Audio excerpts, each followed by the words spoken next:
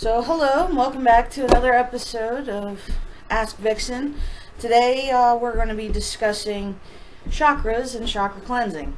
My lovely assistant today I'm Beth. is my friend Beth.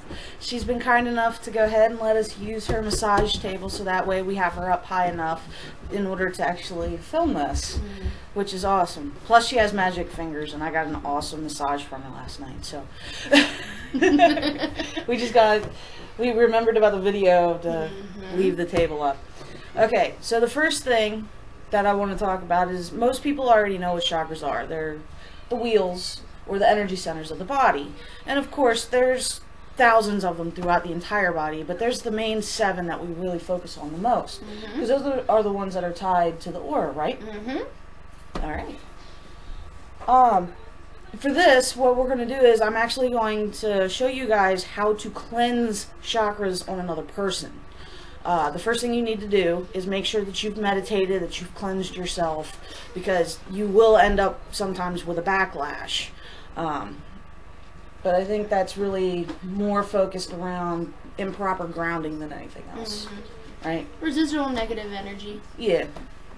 So one of the things that I like to do is I actually have crystal bracelets, and you guys have seen them plenty of times in my YouTube videos off and on. But I actually keep them around my wrists when I do things like this, just so that way it actually aids in the healing process, while at the same time it protects me from any energy that may want to latch on or backlash onto me, so to speak. So the first thing you're going to need for this is a programmed pendulum. This one here happens to be my favorite. And to program it, what you need to do is make sure that the cord is straight or chain.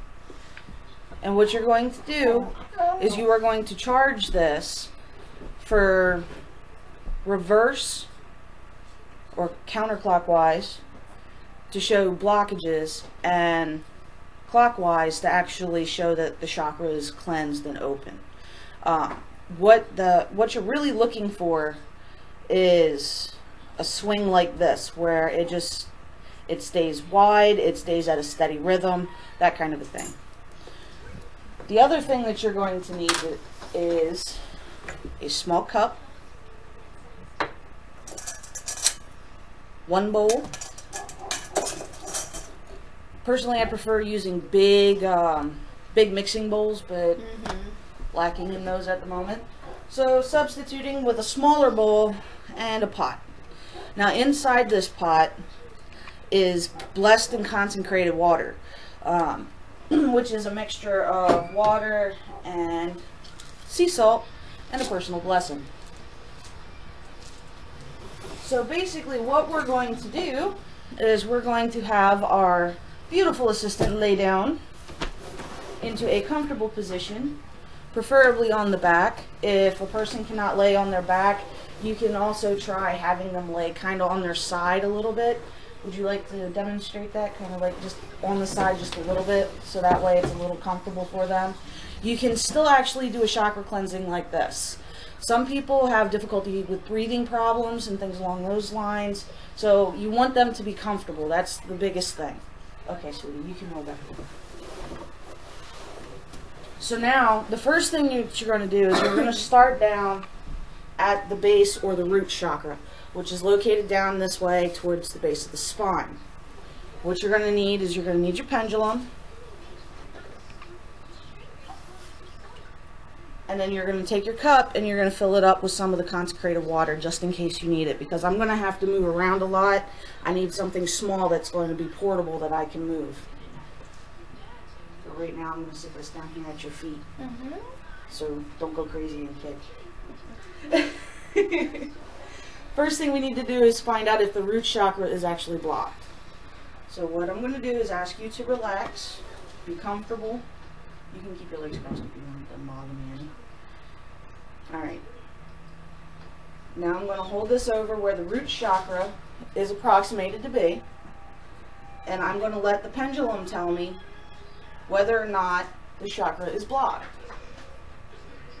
In this particular case, the pendulum is moving quite slowly and in a counterclockwise position, which actually shows me that the chakra is blocked.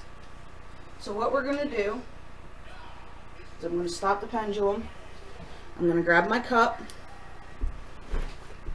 I'm going to use 2 fingers and place it into the water. Now when I place the pendulum back over where the root chakra is approximated to be, then I'll go ahead and start drawing the blockage or negativity out through the pendulum, transfer it from one arm over to the other, and allow that negativity to drain into the water. And of course, this is one of the reasons why you have to protect yourself as well as the person.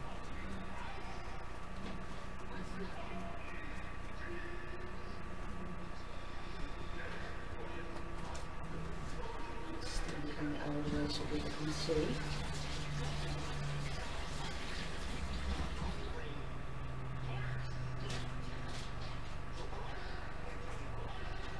Okay, now we have a clockwise spin that stays at a steady rhythm and has a very good diameter. So now we have negativity filled water, so we need to dump this into that small bowl that I showed you guys earlier. Make sure that you guys try to use 2 different bowls, or at least label the bowls, because you don't want to pull negative filled water and try to use that to put more negativity into it. It's just not going to work. And then from here, basically all I'm going to do is I'm going to continue up the progression.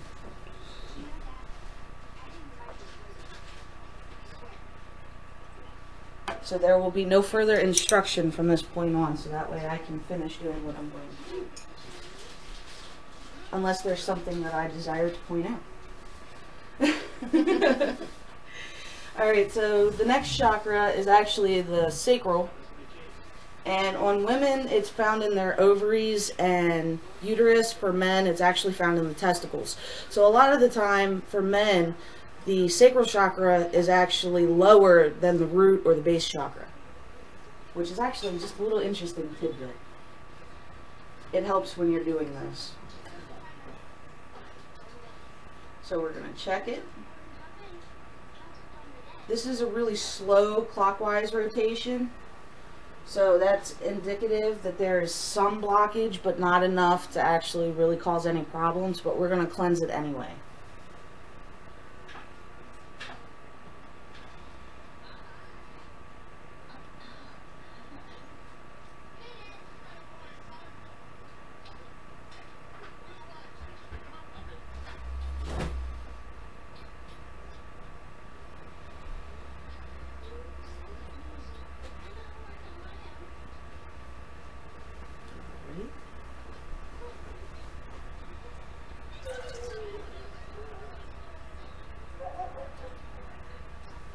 Now each time I'm doing this, I'm only using a small little bit of water, so long as I'm not spilling it on my laptop.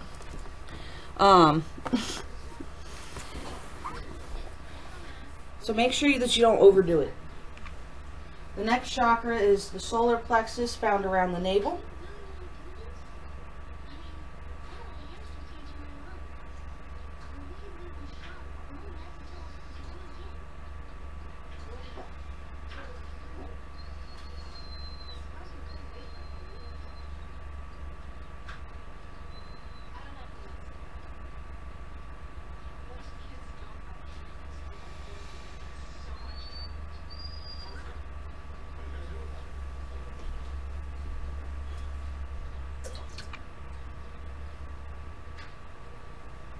Now remember, blocked chakras can cause a lot of different problems.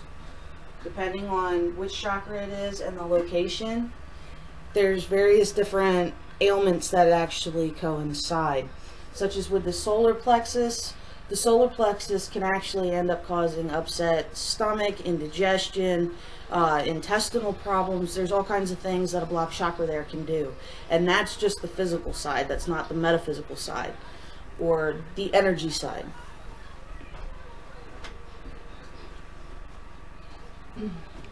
So the next chakra is actually going to be the heart, which of course you guys know, heart's located right behind your sternum, kind of to the left. Now, one of the things that you can do is actually you can have the person that you're cleansing go through either a guided meditation, or you can have them do a meditation of their own choosing.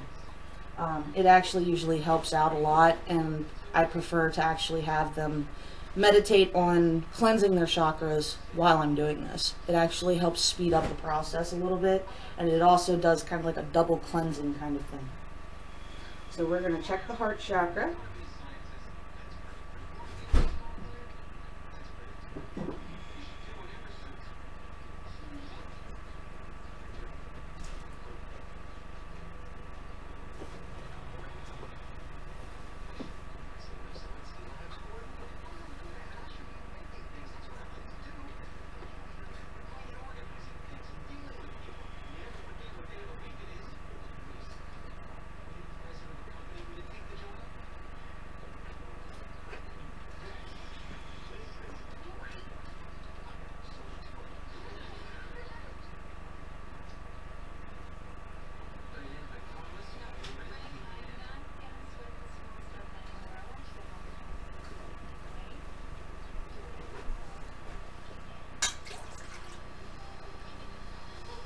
Okay, for the next 3 chakras revolve around the head.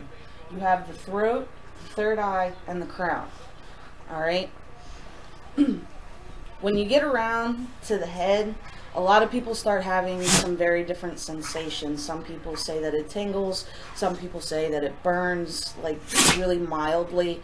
Other people actually really enjoy the experience, and I've even had one person have a vision during this process.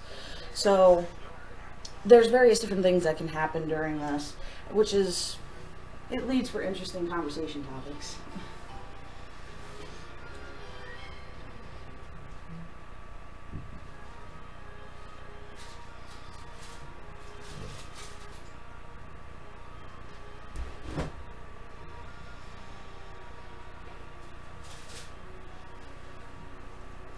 Alright, now the throat chakra is actually clear, so we don't have to cleanse that one, but during this process, she's actually been meditating this whole time, so she's probably already kind of beat me up there to it, and has already cleansed it.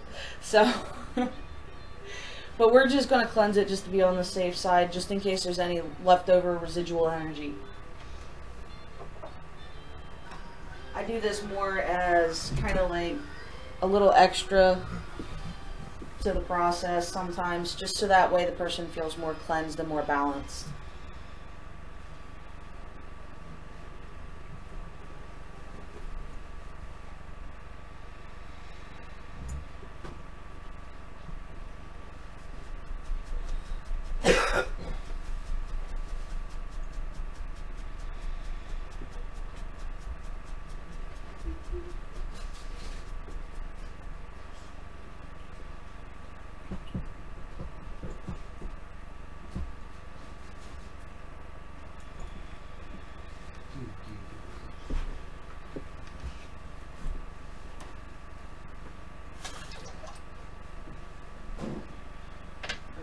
Next up is the third eye.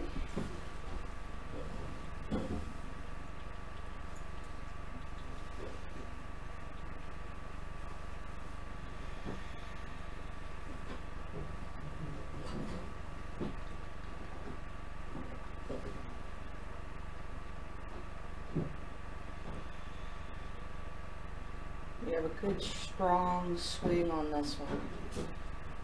So I'm just going to go ahead and leave that one alone and move to the crown.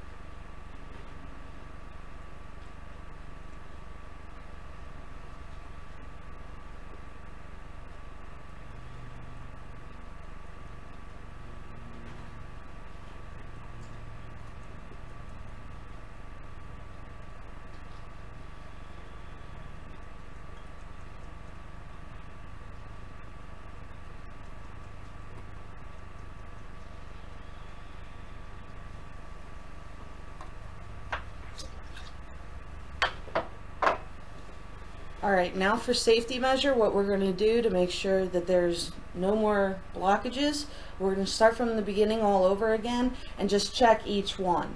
Any place that you find where you didn't cleanse the entire chakra, you can actually go back and just do the cleansing all over again for each individual chakra that you missed. Or you can start from the beginning and just do them all over again, just to be on the safe side. That's actually more of a personal choice than anything else. So we're going to start from the beginning and check each chakra and make sure that each one is cleansed and open and functioning properly.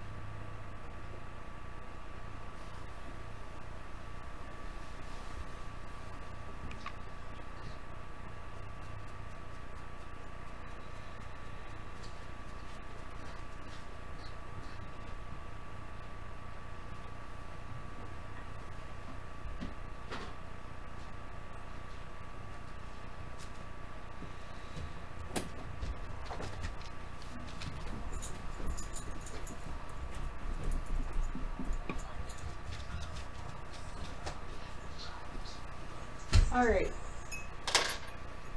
sweetie, you can go ahead and sit up whenever you're comfortable to do so.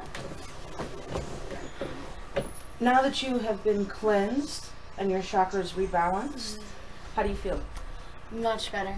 Much better? more grounded, centered. Awesome. So, for the time for this, it can actually vary. My lovely assistant Beth can tell you about that because I've actually done... The first session, it took about a little over an hour. And the past couple of sessions, it's been anywhere from about half an hour to a minimal 10 minutes. Yeah. And that's actually quite common.